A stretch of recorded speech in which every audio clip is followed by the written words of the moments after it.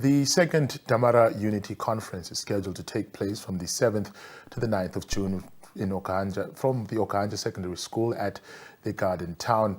The endeavor is geared towards the improvement of the plight of the Damara people at large and stems from persistent requests to the Damara King's Council from various leaders of the Damaran and members of the Damaran. Brief us on the event and elaborate on its purpose is Abner Hwahop, the Secretary General of the Damara King's Council. So Hwahop, thank you so much for joining us and welcome to NAMIBIA Connect. Yeah, good morning. Thank you for having me. And let me also say at the same time, thanks to the people who are listening to the program and watching the program and those who will be told that we are here to tell you that we are trying to bring the people together and also to make sure that we look at how we can work together, how we can work with the other core citizens of Namibia, and then at the same time also see that how do we make use of the opportunities which are there for everybody, and also see that how we can capitalize on some of the issues which are happening right in front of our doors. We are talking about mining in our areas, we are talking about agriculture, we are talking various issues and so on. Now, let's perhaps start off with just giving us a brief background of the rationale of the Damara Unity Conference. This is the second one. Just give us a brief history and how it all came about. Yeah, well, what happened is that in the 2008-9, we also had a similar challenge where we were thinking that there was no cohesion, there was no cooperation and so on. So the first Damara Unity Conference was then organized, and it also took place in Okahandja in 2013. And at that conference, we had over 800 people together, and we took about 12 resolutions. The resolutions were then implemented over the past years, and we have managed, from the 12 resolutions, we have managed to address 10 of them.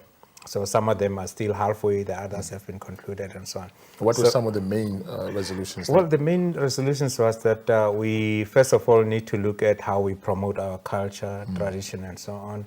And that process was basically to see that how do we bring back our customary issues. So the medicine issue has been addressed. We have been talking to our elders who are busy with that to kind of bring that back and so on. So we start people kind of making use of different treatment methods, kamagu, all those traditional medicines have been used now.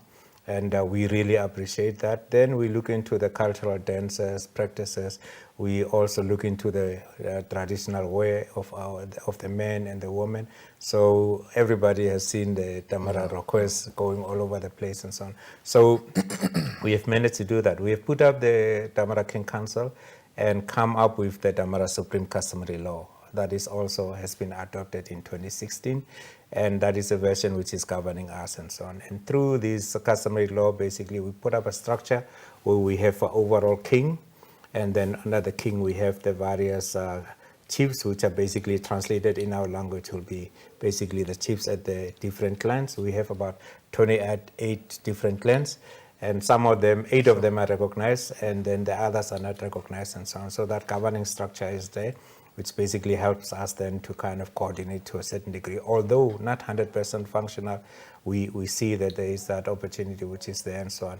We have managed to encourage more young people to, as teachers, to take up the Kwekwe language so that they can teach it in the schools, because we had basically a very big gap that we don't have people that. So subsequently you will find a situation where the schools in the areas where the Damara people are living, we don't have teachers to teach the language.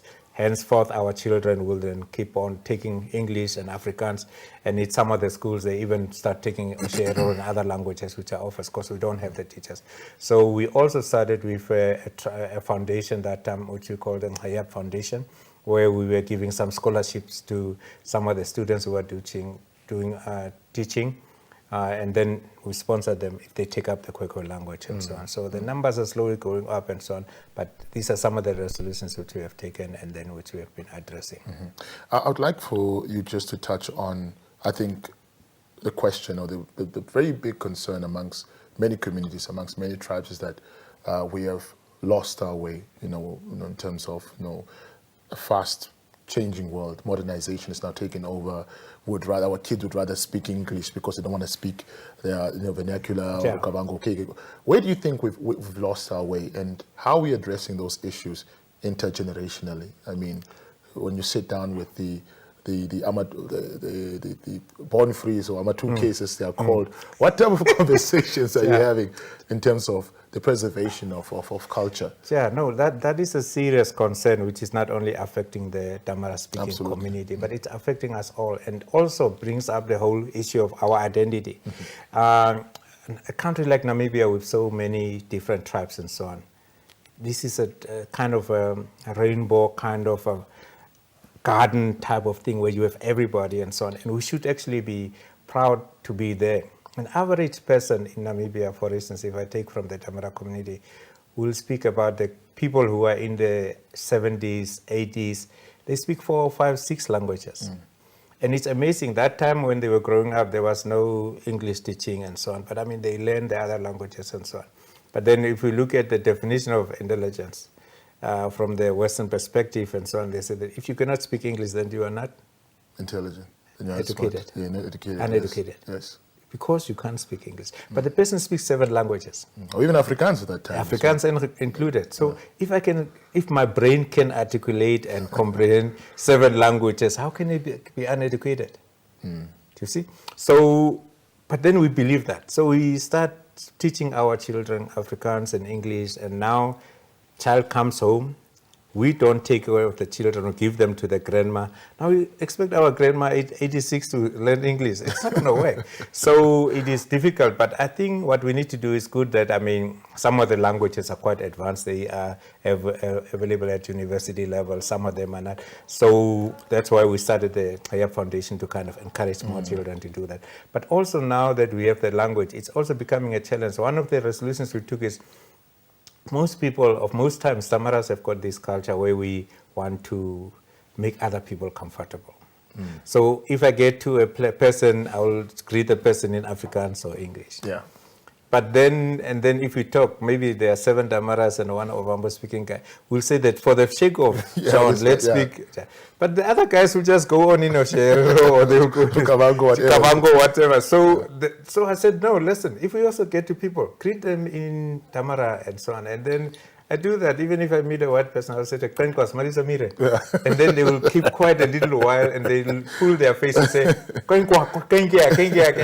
say, okay, good, attempt is there. And so, so, but we need to put this agenda on, and then we have to kind of see that we equally basically address these languages and so on. I know that Damara language is having a backlog because currently, even if you look at the computers, all those things and so on, I was expecting by this time, after 30 years of independence, the government will say, IT people will say that, listen, all the cell phones, all the computers who are coming in here should also have the 4 clicks of the Damara.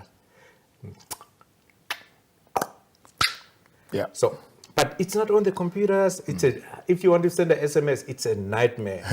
If you want to send a letter, and that's how our surnames and names of places are distorted. And now people say that now, commas. No, it's not commas. Thomas. Yeah. Karas. Yeah. Now they say karas.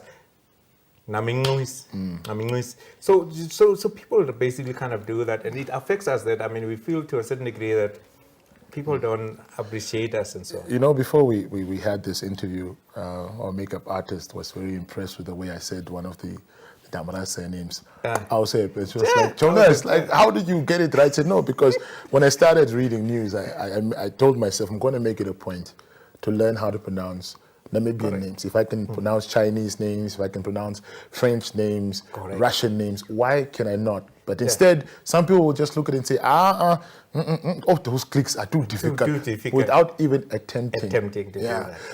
My next question would be then, you know, still in relation to what you're going to do, do you think people understand the importance of culture and what happens if, not culture, but language? The importance of language and what happens if language is lost? Yeah, if language is lost, then you are lost. That's the first thing. So, and we try to encourage people, even this conference, if we're going to have the conference, I think 50 to 60% will be in our language because we have to speak that and so on. So, because we are inviting also the elders, everybody to come Absolutely. and then kind of share the thing. So that's important. One element which I need to share maybe while I'm having this opportunity is to say that if we look at the culture and cultural practices, in our culture, we have what we say that if the lady is engaged in a relationship with a man from another tribe or from Damara, same tribe, if they are not married and she gets a child, that child belongs to the house. It's a family child. If he is married, then the child will get that. So if we are not married, the child will be given a name and he or she will be having the surname of the mother. Because this child will be staying at the house, he will stay with the other children and so on. All these children in this house will be Hwakun. But if she gets a child, she's not married, and the child is here with these children, but this child's surname is Mupetami. All the other children will start knowing and say that this one is an outcast. They will victimize this child. They will intimidate him. He's not going to feel safe. The mother, if she goes to school and says that I'm looking for my child, they will say that, who are you? No, I am Selma Hwakus. Okay, so Hwakups. They will start looking for Hwakup. Yeah. There's no Hwakup here. There's no, my child is here. No, but he is Mupetami. Now this woman will have a Mopetami child. She will have an Oghap fan and a Hafeni, and then a Swat boy. Now, people, if they look at her, say that this woman was busy most now. How does it happen? Even the child being at home, because that child being at house, family child, will inherit, and the other people will know him and so on.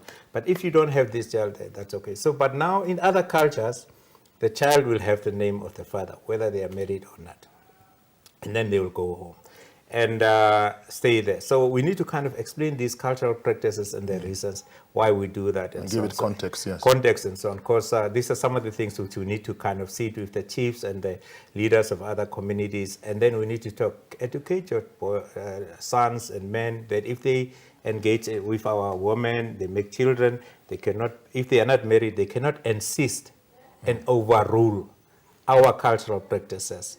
And insist and say that no, the child must have that surname and so on. So that is a whole problem. But then vice versa also, in some of the cultures, if the woman is having my child, for instance, they will insist and say that no, the child must have my surname. Now just imagine this child is there in Utapi, in the village, and is Petrus Hwaku. What will happen to that child? So it won't happen. But if the child is having the mother's surname because we are not married and they stay there, and if he's a Upindi, the other people will accept him. There will be no big fuss around that and so on. So some of the cultural practices, we need to retain them, but at the same time also, we should not assume the other people will know it and understand it. We need to engage with them. We need to educate them. We need to share these issues with them and so on, and deal with that issues. The issue of our language in terms of gender sensitivity is there. Whatever is male will be having a B. Whatever is female will have a S. Now you get married with me, the woman, and then she said that, no, I'm Elizabeth Hwakup. You cannot call yourself Elizabeth Hwakup because you're not a man, you're a woman. Now I said that, no, but your surname is Hwakup. I said that, no, my surname is Hwaku. But without the B, it just ends, my surname ends with Hwakup, with X-O-A-G, Jew. That it ends. But for me to determine whether I'm a male or female, if we have to add a B, then it means it's a male. S, it's a female. But are there some exceptions? For example, let's say, for example, the Minister of Justice, her surname is, and I raised that question, I asked, but I thought if it's a Damara surname, it's supposed to be, it's a female, it's supposed to be with an S, and if it's a male, it's supposed to be with a B. Are there certain exceptions? Or no. What happens is that also, and this is some of the things because we don't have these dialogues, we don't come together and talk that, because there's, may get a situation where you will see that a woman will get married to Abner Hwakup. And then the wife will say that because she's not from my family, she said that, and I'm from that bloodline. I'm coming in from outside, so I will put a B behind the surname. It's because we don't kind of do it. So she will be Hwakup. Now her children, our children, she will put them also with a B, whether male or female, because they see the complete surname. Like if you say Uyaha, Uyaha is for male or female. Doesn't differentiate that. So they will say Hwakup is a surname, including the B. but it's not supposed to be there because to our language the B should be out and so on.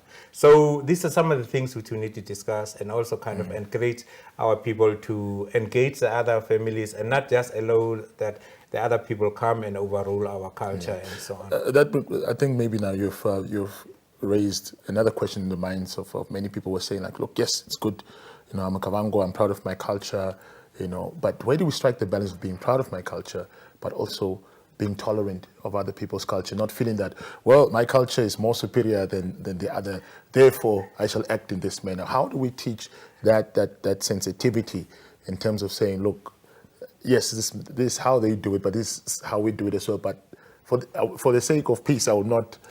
I will not make a fuss out of it. Where do you think we draw the line? Yeah. Now the thing is that we need to understand and say that as a nation, we are Namibians. Yes. But the diversity within us needs to be appreciated, and that's what our late president was enforcing, to put up the Namibian house. Now, in the Namibian house, we need to accommodate each other. You have certain practices you are doing, we have certain practices. But if we come together, then we have to meet each other halfway. And we have to look at the practicality of what we are going to amend, what we are going to accept, what we are going to retain. And that should be a kind of a process of engaging each other, talking to each other, and so on. But then if the one group kind of insists and say that this should be the law, then it's not happening. Because most of the people will not accept certain practices because they don't understand why it is done. And then people will say that, no, it's not happening and so on. With the others, they may say that, If we, for instance, look at how much integration we had, let's talk about the Mopani worms. The Mopani worms we call it Mopani worm because that's a biology. But then people say, no, this is Ovambo people eat that. And so I said, no, they can eat it. We also eat them, we call them uiruku. And if you look at the areas where we are living, the Mopani trees are mostly in Kunene, in Damara area and so on. People are coming from the north, they come and harvest here and they take it back. So where do you draw the line? Absolutely. So I think it's a give and take issue, but at the same time also the key is that we need to dialogue and engage other and educate each other on why we have certain practices and so on. And as Namibia, if we add them all together, we'll be a very rich nation in terms of culture and tradition. Right. We've almost come to the end of our time, but just run us through the expected program for the conference, which will run from the 7th to the 9th of June. Okay, good. Now, it is important that this conference, we are inviting all the Damara speaking communities and those who are intermarried, who are partners in companies, are welcome to attend this meeting and so on. So it will be in Okahandja from the 7th up to the 9th of June, 2024. We are going to discuss issues starting with the governing structures of these different Damara communities and authorities, traditional authorities which are there. That is the first thing. Then we need also to look at that, how do we relate to other traditional chiefs, other people with whom we are sharing the immediate environment, whether it's on a village, farm or whatsoever. So that is something which we need to look into.